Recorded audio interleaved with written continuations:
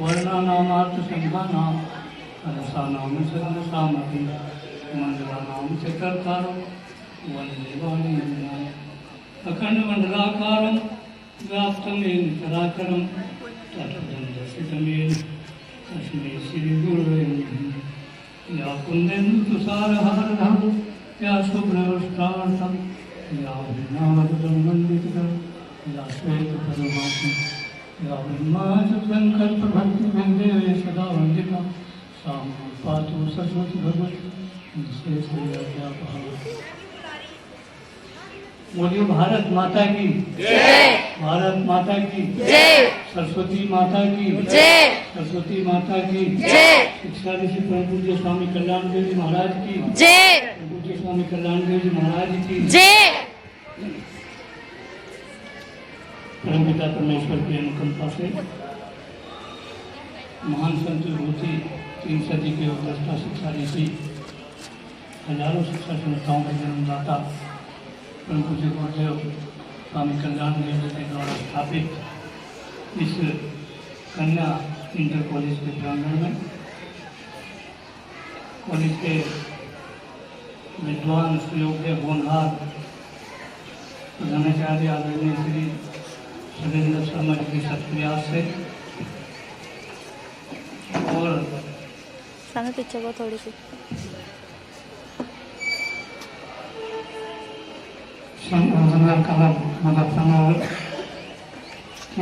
संरक्षक Shri are K Singh और Shri B R Sharma engineer कर्मचारी के अध्यक्ष और श्री ऋषि वर्मा सचिव और श्री कर्मचारी उपाध्यक्ष श्री विजय गुप्ता सदस्य और श्री अनुराग सिंह अध्यक्ष लव विभाग और कार्यवाहक श्रीमती प्रोफेसर विभाग कॉलेज मेरठ, इन सब सम्माननीय दानदाताओं के सहयोग से इस कन्या विद्यालय के 2 शैक्षणिक कक्षों के भूमि पूजन शिलान्यास तथा उन्हीं के सहयोग से कन्याओं को वस्त्र वितरण के उपलक्ष्य में आयोजित इस समारोह के अध्यक्ष देशभक्त धर्मपरायण समाजसेवी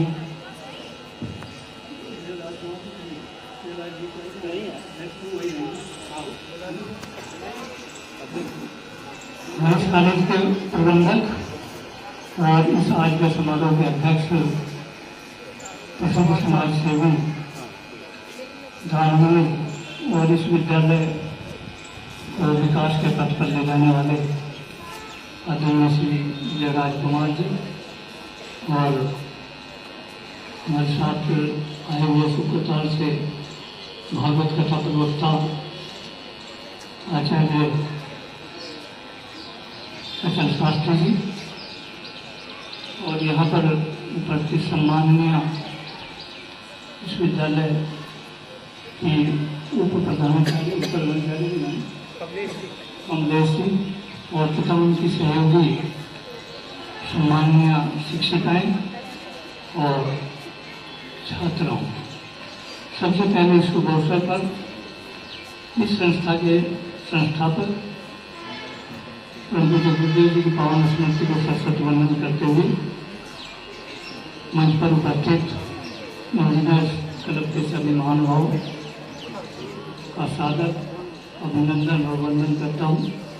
इसी के साथ उपस्थित आप सभी का यथा योग्य आदर सत्कार करते हुए आप सबके जीवन में सुख शांति और समृद्धि देने के लिए मैं पिता परमेश्वर से प्रार्थना करता हूँ। आप लोग भाग्यशाली हैं कि महान संत के द्वारा स्थापित इस इंटर कॉलेज में आज इस समारोह में आपको शामिल होने का शुभ अवसर प्राप्त हुआ है और धन्य है यहाँ के प्रबंध समिति के लोग जिन्हें इस विद्यालय के प्रबंध करने का सौभाग्य प्राप्त हुआ है। धन्य है यहाँ के प्रधानाचार्य और प्रबंधक और धन्य है इस इंजीनियर क्लब के सभी महानुभाव जिन्होंने इस कन्या विद्यालय के विकास में अपना अमूल्य सहयोग प्रदान किया है। और धन्य यहाँ की शिक्षिकाएँ जिन्हें यहाँ पर अध्यापन करने का सौभाग्य प्राप्त हुआ है। और धन्य यहाँ की छात्राएँ जिनको इस महान संत के द्वारा स्थापित कन्या विद्यालय में शिक्षा प्राप्त करने का शुभ अवसर प्राप्त हो रहा है। मुझे बड़ी खुशी है कि आदरणीय श्री कुंवर कुमार जी और प्रधानाचार्य श्री सुरेंद्र जी के सत्प्रयास से तथा इंजीनियर क्लब के सभी महानुभावों के सहयोग से आज ये 2 शिक्षण कक्षों का विधिवत शिलान्यास भूमि पूजन हुआ है। और इसी के साथ छात्राओं को वस्त्र वितरण का भी कार्यक्रम है। तो ये आपके द्वारा प्रधानाचार्य आप सभी के द्वारा एक बहुत सराहनीय रहते हैं कार्य है। इस कार्य के लिए आप साधुवाद के पात्र हैं, प्रशंसा के पात्र हैं और आपको मैं बहुत बहुत बधाई देता हूँ और इस सेवा के लिए बहुत बहुत धन्यवाद करता हूँ। तो भगवान से प्रार्थना करता हूँ कि आपके सबके सहयोग से ये कन्या विद्यालय विकास के पथ पर सदैव अग्रसर रहे, कीर्तिमान स्थापित करें। किसी भी चीज को प्राप्त करना उतना कठिन नहीं होता जितना प्राप्त वस्तु का सदुपयोग। व्यक्ति धन संपत्ति दौलत पद प्रतिष्ठा विद्या बुद्धि ये सब चीजें परिश्रम और पुरुषार्थ करके प्राप्त कर लेता है, परंतु उनके सदुपयोग के लिए सद्बुद्धि विवेक और दूरदर्शिता की आवश्यकता होती है। बहुत से लोग होते हैं अपने तन मन धन और समय को विद्या बुद्धि वाणी को पद प्रतिष्ठा को व्यर्थ के तथा अनावश्यक कार्यों में नष्ट कर देते हैं। ऐसे लोगों का जीवन सफल और सार्थक नहीं माना जाता। वास्तव में वही लोग धन्य होते हैं उन्हीं का जीवन सफल सार्थक होता है जो अपने तन मन धन और समय का सदुपयोग विद्या बुद्धि का सदुपयोग पद प्रतिष्ठा का सदुपयोग लोक कल्याण के कार्यों में करते हैं, समाज और राष्ट्र के उत्थान में करते हैं, गरीबों की दीन दुखियों की जरूरतमंदों की सेवा में करते हैं और इस तरह शिक्षा संस्थाओं के उत्थान में शिक्षा के उत्थान में करते हैं, चिकित्सा के उत्थान में करते हैं। तो मैं इस विद्यालय के प्रधानाचार्य प्रबंधक और इंजीनियर क्लब के आप सभी महानुभावों को बहुत बहुत बधाई देता हूँ कि आप लोगों ने अपने तन मन धन और समय का सदुपयोग इस कन्या विद्यालय के विकास में करके किया है, सदुपयोग अपने जीवन का अपनी उपयोगी चीज़ों का। तो पुनः पुनः आप लोग को बहुत बहुत बधाई देता हूँ। हम जिस समाज में रहते हैं, हम जिस देश में रहते हैं, सभी का दायित्व प्रयास होना चाहिए कि वो समाज उन्नतिशील हो, प्रगतिशील हो, सुसभ्य हो, सुसंस्कृत हो, सुशिक्षित हो, स्वावलंबी हो, स्वस्थ हो, संगठित हो। इन्हीं उद्देश्यों की पूर्ति के लिए समाज के अच्छे लोग समाज सेवा के कार्यों से जुड़ते हैं और अपनी शक्ति सामर्थ्य के अनुसार अपनी योग्यता के अनुसार जन सेवा के कार्यों में सहभागिता देते हैं। तो ऐसे ही हमारे इंजीनियर क्लब के सभी इंजीनियर हैं, अनुराग जी हैं, ये समाज सेवा के कार्य में जुड़े हुए हैं। ये ईश्वर की कृपा होती है जो इस तरह के कार्यों में बुद्धि लगती है सेवा के क्षेत्र में। तो मैं आप लोगों को पुनः पुनः बहुत बधाई देता हूँ और आशा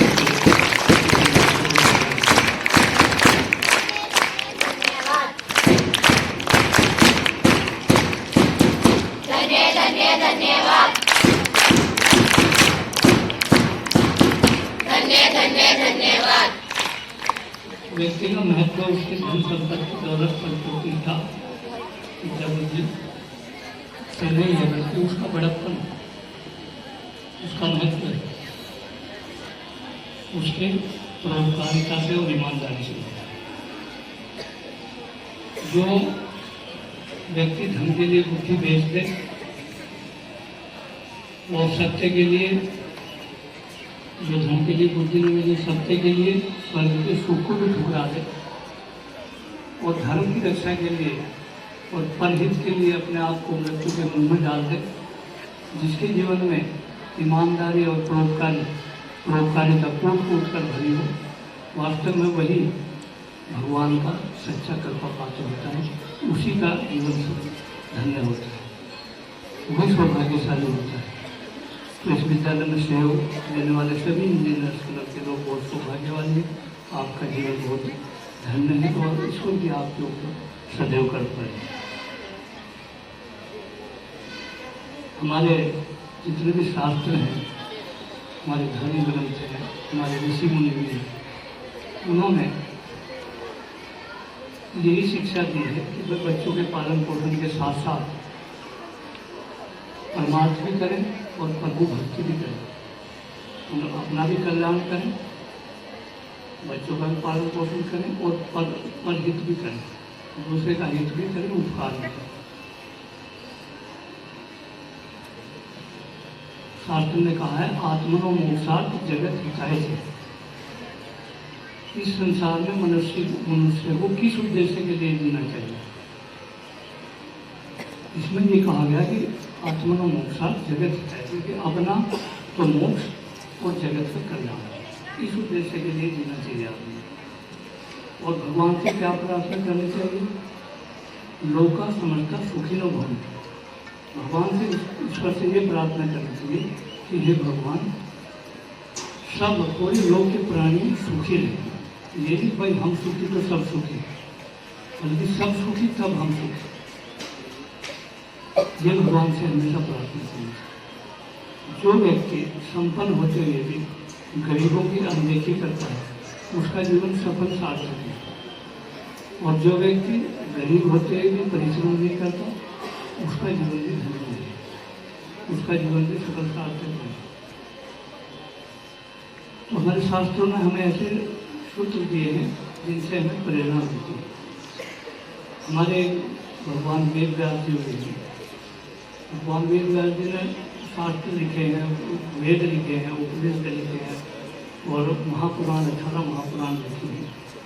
तो 18 महापुराणों का उन्होंने निचोड़ 2 बातों में लिखा है।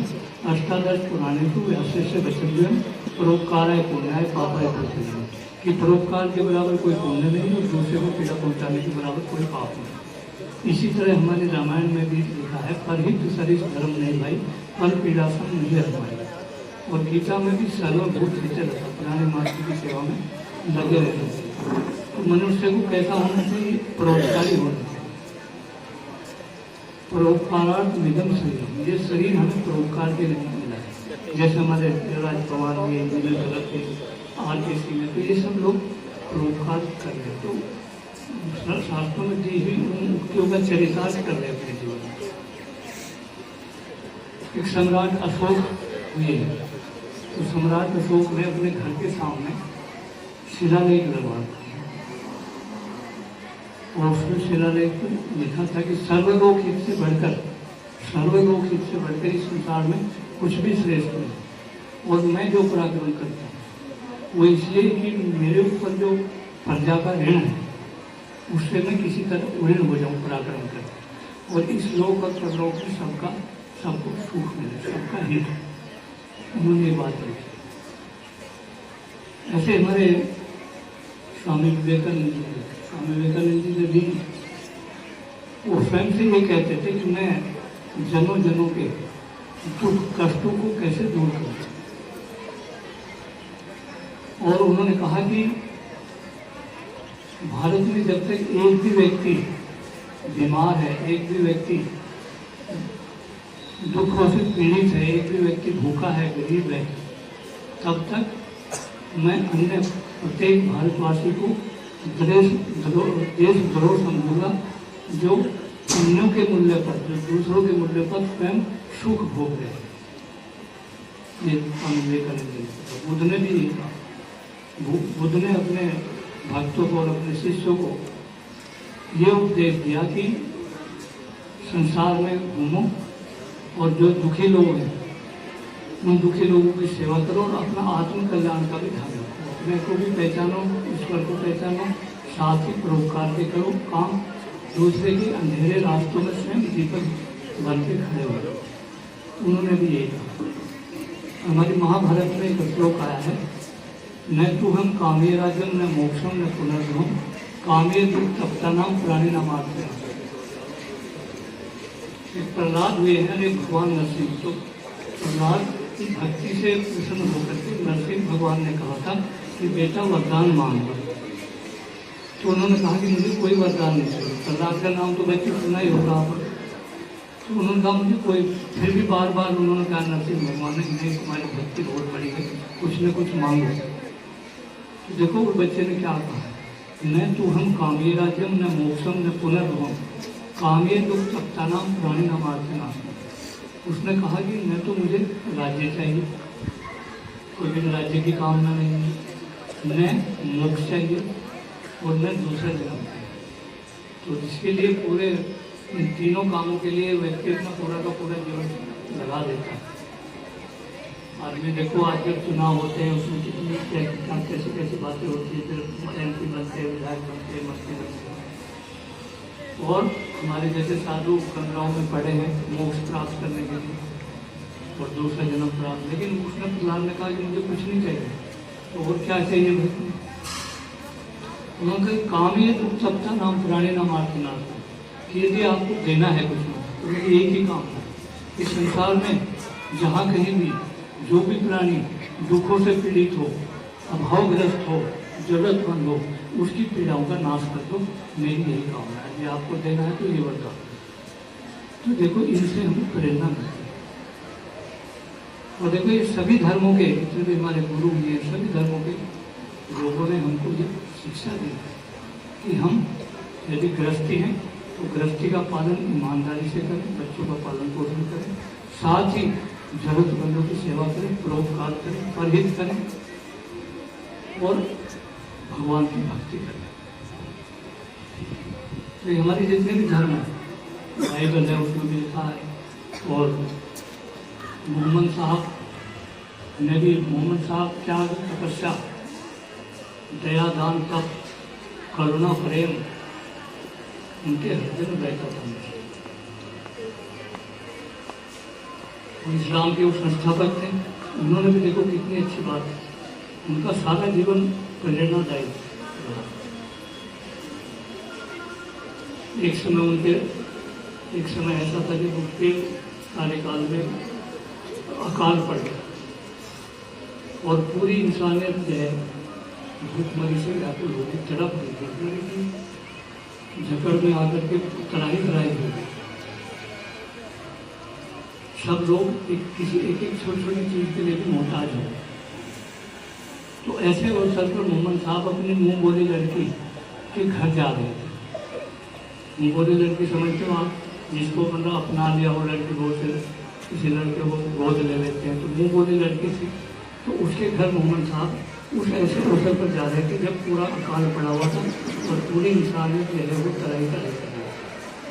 तो मोहम्मद साहब ने दूर से ही देखा कि मेरी लड़की, उसका वो घर में थे, उसकी लड़की को दूर से आकर देखा, मेरी मुँह बोली लड़की के हाथ में तो चांदी के कंगन है और जो पर्दे लगे हुए मकान पे वो हीरे जवाहरात से जड़े हुए हैं और वो उन पर्दों को हिला रही है, झाड़ रही है कि बजान आएंगे, मोहम्मद साहब आ रहे हैं, तो सफाई कर रही है। तो मोहम्मद साहब ने जब दूर से देखा कि मेरी लड़की इतने ऐसा आराम का जीवन, हाथ में चांदी के कंगन और इतने हीरे जवाहरात जड़े हुए ये और दुनिया वाली भूखी, तो वो वहीं से लौट गए रास्ते से। तो उस लड़की ने देखा गप्पा आ रहे थे और वो लौट गए। तो उसने अपने छोटे लड़के को भगाया वहाँ से कि जाओ अप्पा जा रहे थे, मुझे लगा के सलाम करो, हम ये पूछो कि क्यों नहीं आए। तो वो लड़का गया, सलाम किया। उसने कहा कि मम्मी पूछ रही है कि आप क्यों लौट गए, क्या कारण। तो उन्होंने कहा कि जब पूरी दुनिया भूख से मर रही हो, तराई कर रही हो, एक एक चीज़ की मोहताज हो और मेरी लड़की चांदी के कंगन पहन रखे हैं और वहाँ पर्दे लगे हुए हैं हीरे जवाहरात से और वो ऐसो आराम का जीवन व्यतीत कर रही हो, तो ऐसी लड़की वो मेरी लड़की नहीं होगी। जाकर के उसको कह दो आज से मैंने उसको अपनी लड़की कहना छोड़ दिया और मेरी लड़की आज से नहीं। तो बच्चे ने आकर के माँ कहा कि मम्मी अब आपके अपने तो ये कहा है मोहम्मद साहब ने, तो ये मामला है, तो उसमें उसे अपना पछतावा हुआ, भूल का पछतावा तो वास्तव में, तो उन्होंने कंगन बेच दिए हाथ के, और उन्होंने गिरे जवाहरात लगे हुए पर्दे बेच दिए, तो जो पैसा था वो जाकर के मोहम्मद साहब के कदमों में लगे।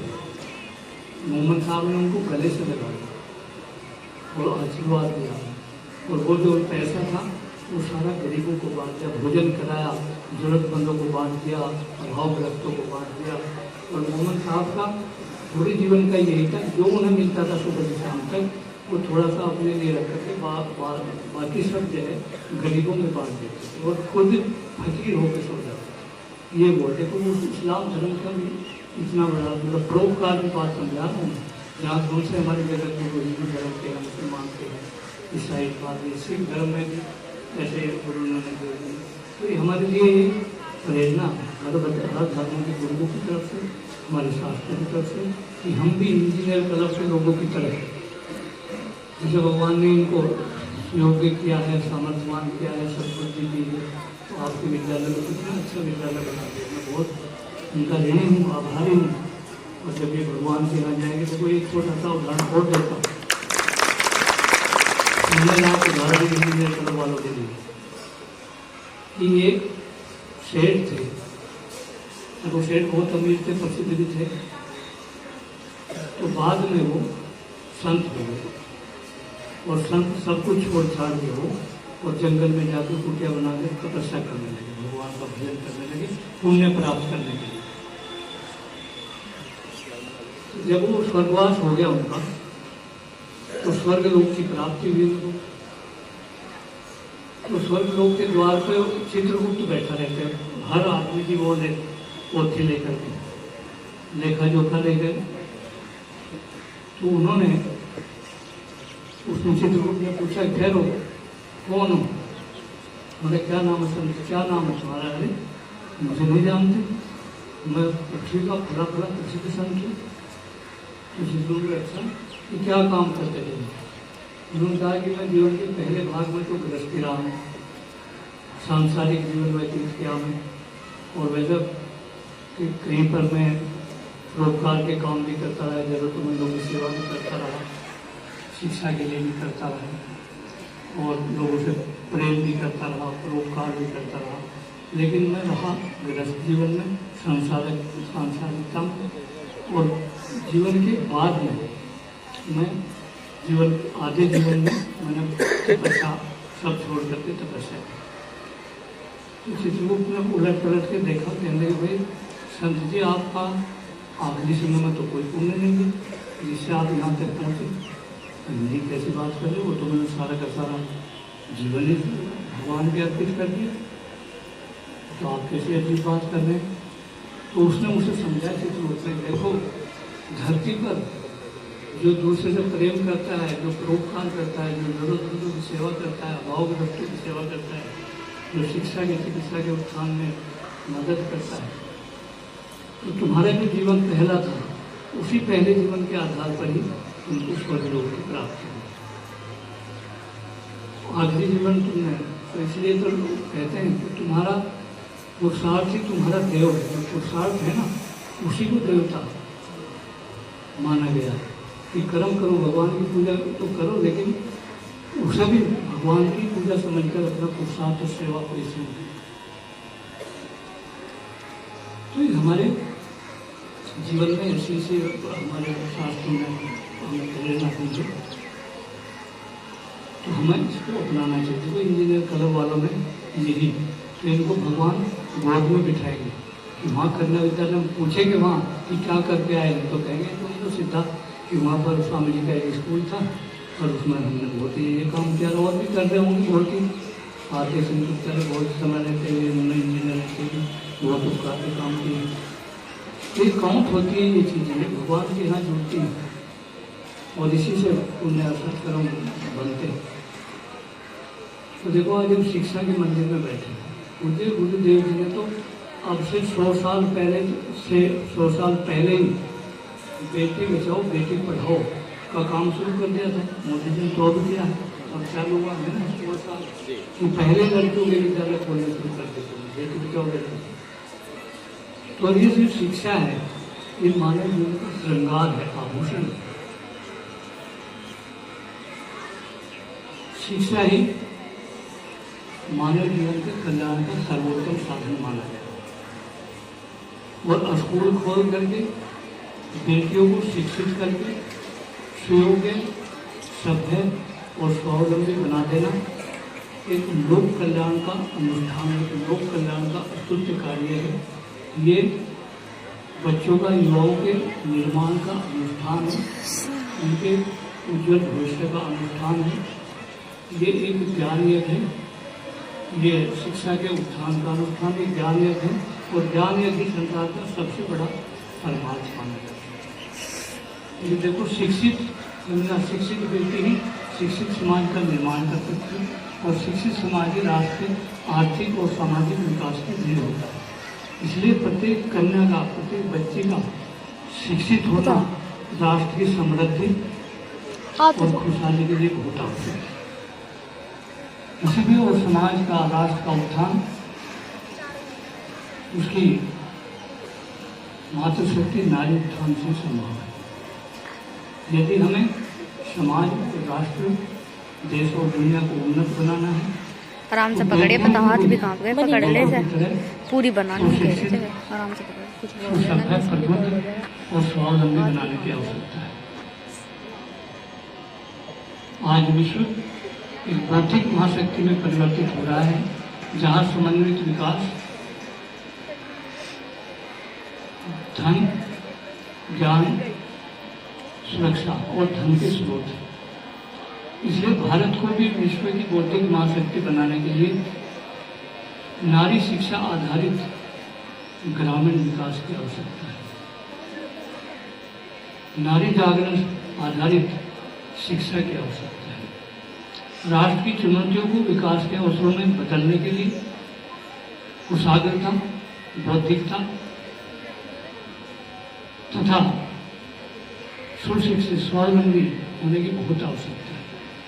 और ये जब ही संभव है जब जगह जगह शहरों की बजाय गांव में भी उच्च शिक्षा के केंद्र खुले। जिस तरह ये बंदरा गांव में ये कन्या विद्यालय खुला है, डिग्री कॉलेज भी मुख्यमंत्री जी के द्वारा खुला है। तो ये जब भी संभव है, राष्ट्र की चुनौतियों को विकास में बदलने की जब भी संभावना है जब हमारी युवतियाँ, ग्रामीण युवती, वो शिक्षित होगी, प्रबुद्ध होगी, कुशाग्र बुद्धि होगी। और ये कब होंगी? विद्यालय कब खुलेंगे? जब हमारे समाज के जिम्मेदार लोग, इंजीनियर क्लब या आर.के. सिंह जी जैसे लोग, अनुराग जी जैसे लोग और दूसरे सब लोग जब आगे आकर के निस्वार्थ भाव से शिक्षा के उत्थान के लिए इसी तरह रचनात्मक कार्यों के लिए अग्रसर होंगे, जैसे इंजीनियर क्लब के लोगों ने इस कन्या विद्यालय में अपना अमूल्य सहयोग प्रदान किया। एक सामाजिक दायित्व है। सामाजिक दायित्व का महत्व निजी अथवा पारिवारिक दायित्व से अधिक होता है। कि इन्होंने सामाजिक दायित्व का निर्वहन किया है। कर्तव्य बोध हमें दूसरे के लिए जीना सिखाता है। जो अपने लिए जीता है वो पशुता है, जो दूसरे के लिए जीता है वो मानवता है। इस समाज में बहुत से लोग ऐसे हैं जो जिंदा रहते हुए मरे हुए के समान, और कुछ ऐसे भी हैं जो मरकर भी जिंदा है। तो मरकर वो जिंदा है जो दूसरे के लिए मरते हैं, दूसरे की सेवा के लिए मरते हैं, दूसरे के हित के लिए मरते हैं। तो ये है प्रेरणा हमारे गुरुजनों की। शिक्षा क्या है? शिक्षा मानव सभ्यता के विकास में शिक्षा का बहुत बड़ा योगदान है।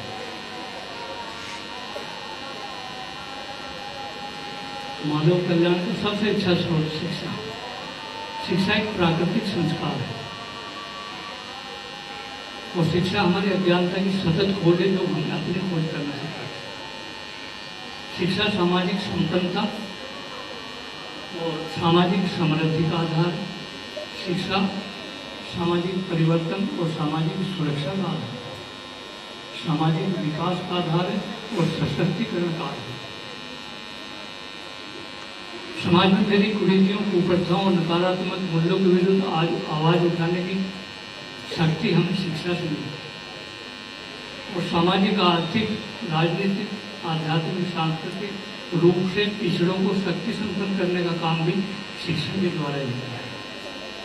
आज ऐसी शिक्षा की जरूरत है जो युवा और युवतियों को का सर्वांगीण विकास करे, युवतियों का मानसिक विकास करे, बौद्धिक विकास करे, चरित्र निर्माण करे और अपने पैरों पर खड़ा होना चाहिए। आज ऐसी शिक्षा की जरूरत है।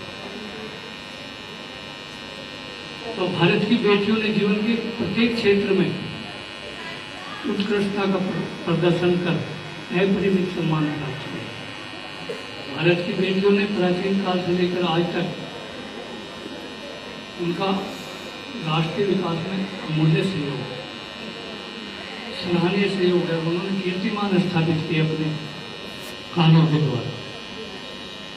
सामाजिक, आर्थिक, राजनीतिक, धार्मिक, आध्यात्मिक, सांस्कृतिक, साहित्यिक, शैक्षिक और वैज्ञानिक सभी क्षेत्रों में मातृशक्ति नारी बेटियों की राष्ट्र के विकास में महत्वपूर्ण भूमिका है। और हम भारतवासी भाग्यशाली, हमारी भारतीय संस्कृति और सभ्यता वो गौरवशाली है, जिसमें मातृशक्ति नारी को प्रकृति के रूप में देखा गया है और प्रकृति ही मानव जीवन के उद्गम का स्रोत माना गया है। वास्तव में मातृशक्ति नारी ही सृष्टि करता है। ये विश्व उसी की सर्वोपरि अमूल्य कृति है। आप अनुमान लगाओ कि यदि नारी ना होती तो मानव जीवन का अस्तित्व ही प्रकट ना होता। तो मातृशक्ति नारी सृष्टा भी है, पोषक भी है और ये मानव जाति का अस्तित्व है। मातृशक्ति नारी के ऊपर ही टिका है। नारी विकास की जननी है और पूरे विश्व की जगत जननी है नारी। तो नारी के एक वो भी है प्रसिद्ध रचनाकार भी है डॉक्टर जयशंकर प्रसाद, जिन्होंने अपनी कामायनी लिखी है रचना। तो उसमें लिखा है नारी श्रद्धा के पात्र बचाया हुआ, हमें तो नारी की श्रद्धा हो। तो लेकिन ये उनकी बात जो है आज के समय में नहीं है, उस समय थी। आज तो नारी श्रद्धा तो है ही, लेकिन वही सब कुछ है। नारी केवल तुम श्रद्धा, उन्होंने कहा अपने कामायनी, नारी तुम केवल श्रद्धा हो, केवल शब्द की लगाते हैं कि तुम श्रद्धा हो, लेकिन ये बीते समय की बात होगी। आजकल नारी श्रद्धा नहीं, श्रद्धा तो है लेकिन वो जगत जननी है, विश्व की जननी, वही सब कुछ है। श्रद्धा भी सब कुछ वही है। तो ऐसी नारी, ऐसी मातृशक्ति नारी का के जो मौलिक अधिकार है, उसके क्या मौलिक अधिकार है? शिक्षा है, स्वास्थ्य है, सुरक्षा है और सम्मान है और स्वावलंबन है। ये नारी के मौलिक अधिकार है। नारी के इन मौलिक अधिकारों की रक्षा करना हम सबका मौलिक ही दायित्व है, हम सबका नैतिक दायित्व है। तो ये हम लोग इंजीनियर क्लब वाले हैं, प्रबंधक भी हैं, ये सब, तो ये अपने नैतिक दायित्व का पालन करने के बच्चों को पढ़ाने का, उनको हर तरह से इनकी सेवा रक्षा करने का। तो मैं इनको भी बहुत बहुत बधाई दे रहा हूँ इस दोस्तों का अवसर पर, और इन बेटियों को भी बहुत बहुत बधाई देता हूँ कि ऐसे आपके विधायक के रूप में, पिताओं के रूप में, बाबाओं के रूप में ऐसे आपको विभाग मिले हैं, आपको करने वाले मिले हैं। उन्हीं शब्दों के साथ मैं पुनः अपने शर्मा जी, कुमार जी और इंजीनियर क्लब के सब लोगों को बहुत बहुत बधाई देता हूँ। सबका हृदय से आभारी कृतज्ञ हूँ। इन्हीं शब्दों के साथ आप सबके उज्जवल भविष्य की कामनाओं के साथ सर्वे भवन्तु सुखिनः, सर्वे सन्तु निरामयाः, सर्वे भद्राणि पश्यन्तु मां कश्चित् शांति शांति शांति। बोलिए सरस्वती माता की जय, भारत माता की जय, भारत माता की जय, स्वामी कल्याण देव महाराज की जय, स्वामी कल्याण देव महाराज की जय।